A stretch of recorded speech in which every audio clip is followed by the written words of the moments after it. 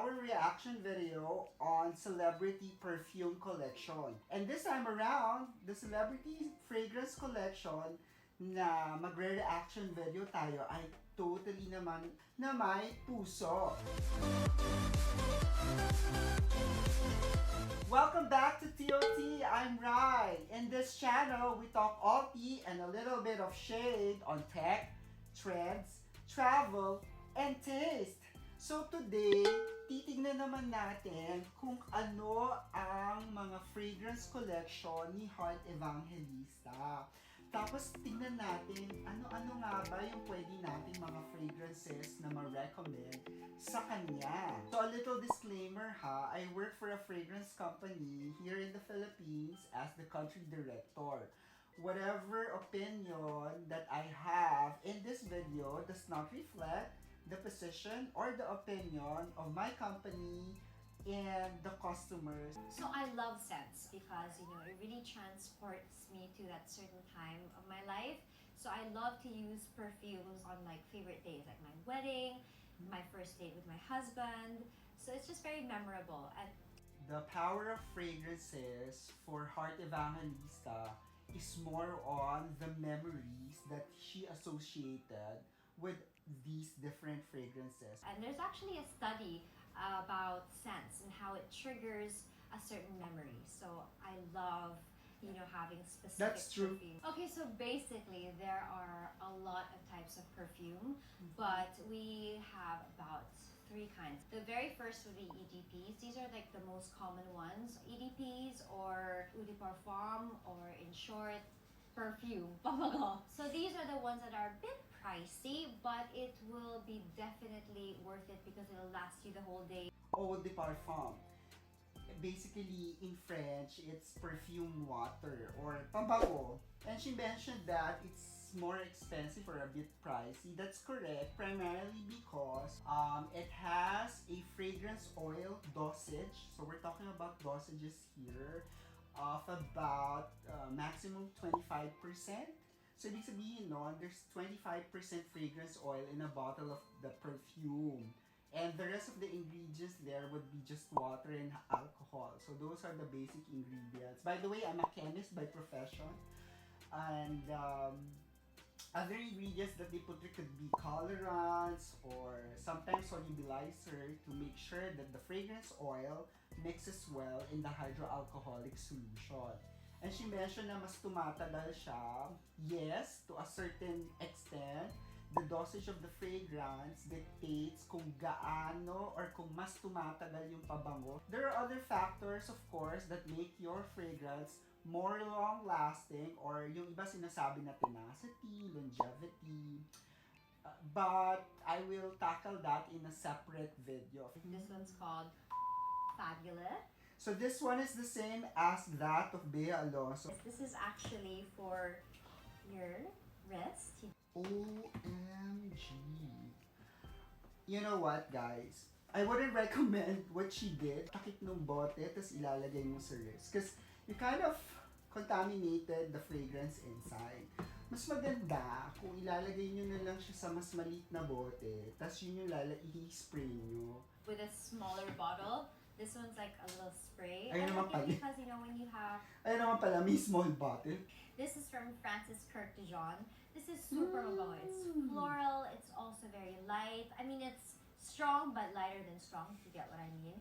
Did you know that Francis Kirk de Jean is a French perfumer, and he actually put up his own fragrance brand called Maison Francis Kirk de Jean.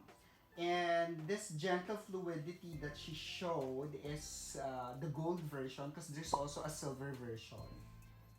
It's something that I would wear with like a really nice white crisp polo. It's very, how they say, amoy mayaman, like that. I love it because it's floral, but it's very fresh, it's very feminine. Ano nga ba yung amoy mayaman from this fragrance?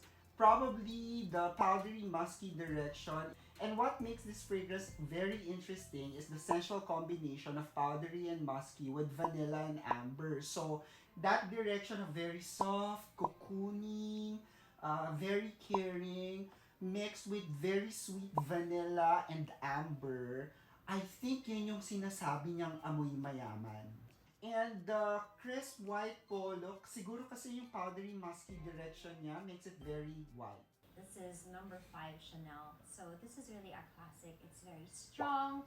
It's very musky. When you smell it, you really smell elegant. So elegance in a bottle. I couldn't agree more. Chanel number 5 has a very nice history. It's actually the first ever fragrance for Coco Chanel. This fragrance was created in the 1920s, 1921 to be exact. During that time, fragrances for women are normally single floral notes. Target market noon would be the respectable woman of grace and dignity. But actually, this fragrance was created for women opposite that, rebellious, liberated, and totally different or may shock factor. And the composition of this fragrance is not only a single flower, which is basically jasmine, no, and a little bit of rose. Hinaluan din to ng musky, a little bit of powdery, and that synthetic note called aldehydic, which is more or less yung amoy sabon.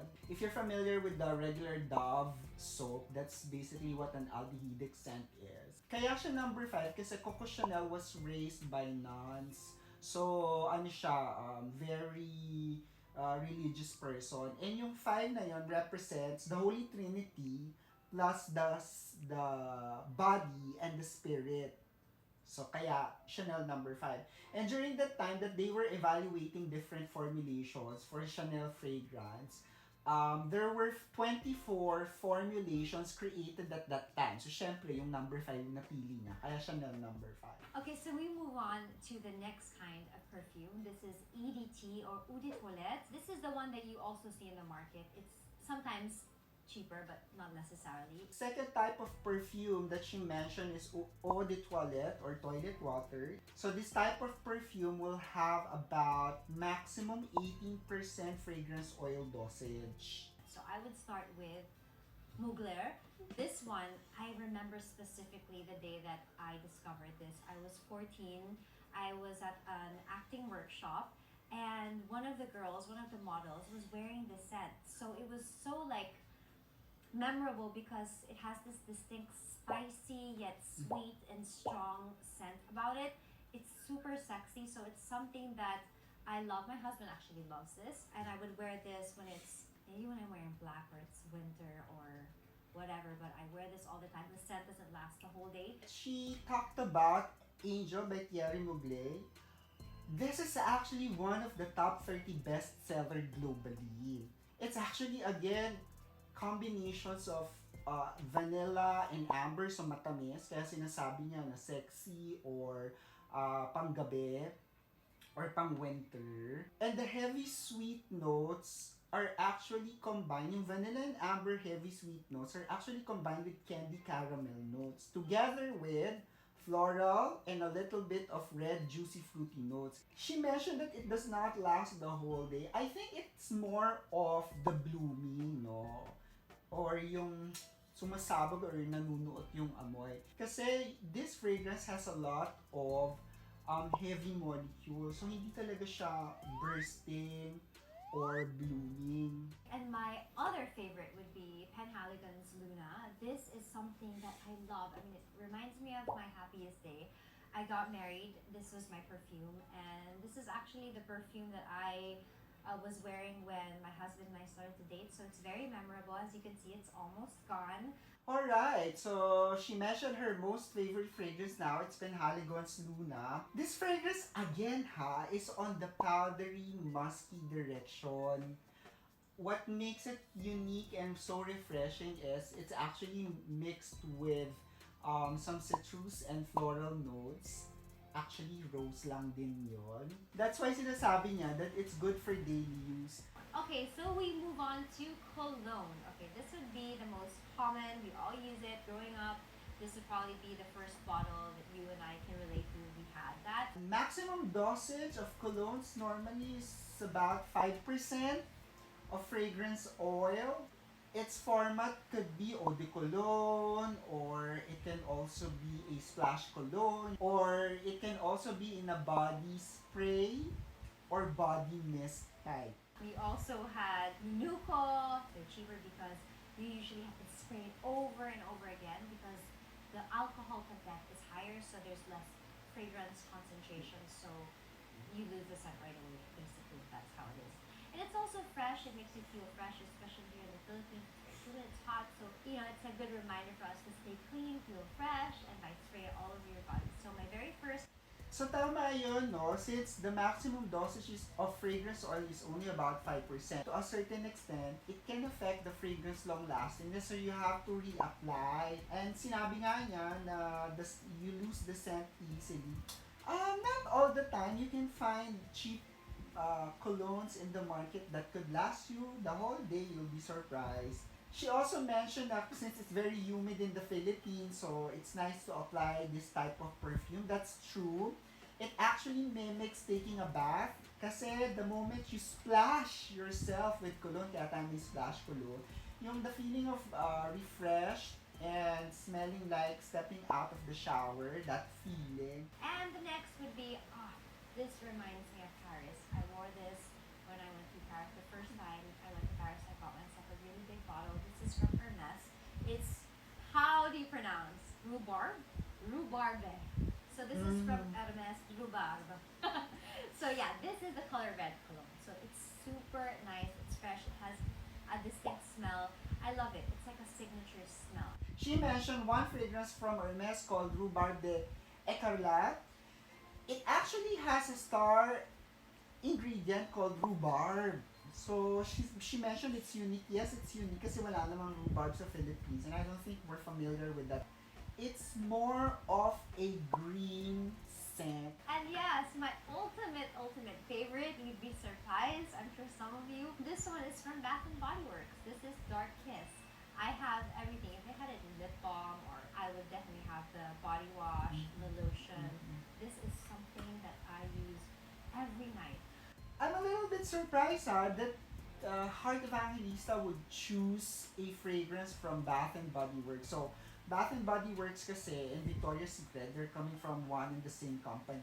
This masstige brands, the directions or the themes of the fragrances from these two brands would be more or less in the fruity floral type of direction. Medyo nakikita ko na yung pattern sa mga fragrances na preferred ni Heart. If you really want your perfume to last or the fragrance to last for a really long time, I suggest that you spray it on the ends of your hair or all over your outfit. So if you really love the scent so much, check out if it comes with a matching cream or hand lotion because it actually works better that way. It kind of seals. It acts like a sealer to the perfume. So one is for your skin and one is for the fabric or your clothes. So it really smells super strong and lasts the whole day. And that's what we call fragrance layering.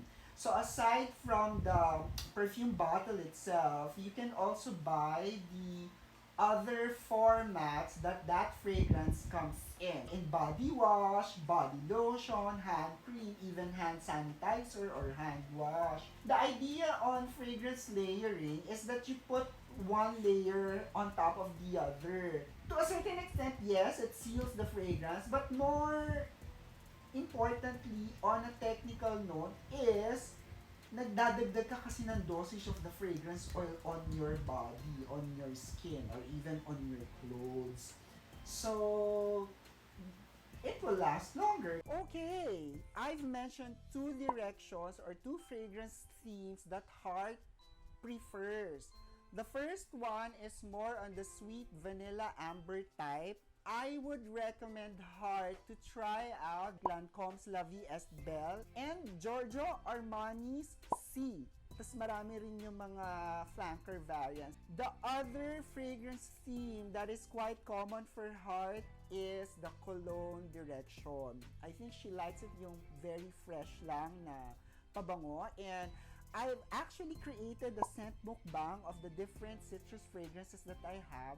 Fragrance that I can recommend to Heart is the 4711 Jean Marina Cologne. I've also noticed that Heart kept on saying fresh, fresh, fresh. Freshness in women fragrance cases can be achieved in 4 ways. So the first freshness direction could be coming from the citrus fruits. So this could be lemon, lime, oranges, or mandarin. Pag squeeze mo pa lang ng mga kalamansi, freshness all over na siya eh.